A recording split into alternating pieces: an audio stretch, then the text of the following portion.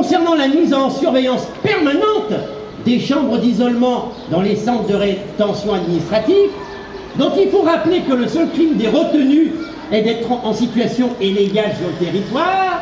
Alors l'article 9 du Code civil dit la chose suivante, qui est très simple: chacun a droit au respect de sa vie privée.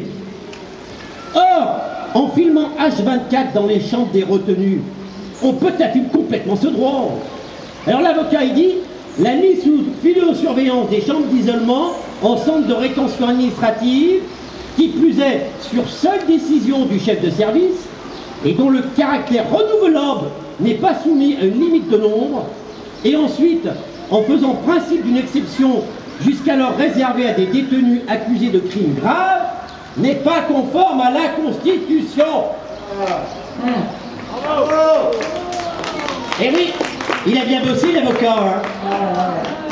Ça me remonte un peu le moral, mais concernant l'usage illimité des drones, est-ce qu'il n'y a pas un problème? Parce que là, tu te rends compte, Niafon, ils vont pouvoir rentrer par ma fenêtre et puis filmer avec qui couche la République, alors, c'est ça?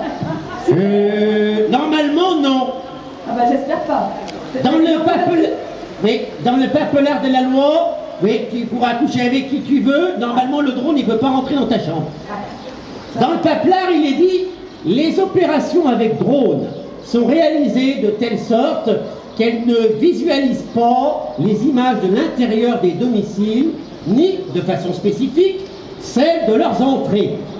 Oui, mais il ressort de ces dispositions que cet usage très général ne garantit en rien l'inviolabilité du domicile. L'engagement à ce principe ne comporte aucune garantie. Alors, en renvoyant au ministre de l'Intérieur, dans un délai d'1 an, la définition de la garantie, le législateur a entaché son exercice d'une incompétence négative. C'est comme ça qu'on dit en gros. Oui. Il ne peut porter ainsi atteinte à la liberté d'aller et venir et à l'inviolabilité, c'est dur à dire, du domicile sans apporter aucune garantie. Et puis par ailleurs, la vie privée et personnelle se déroule également à l'extérieur. Tiens, place Lazare-Goujon par exemple. Donc, la surveillance quasi permanente qui est autorisée par le champ d'application très large porte atteinte à la liberté individuelle.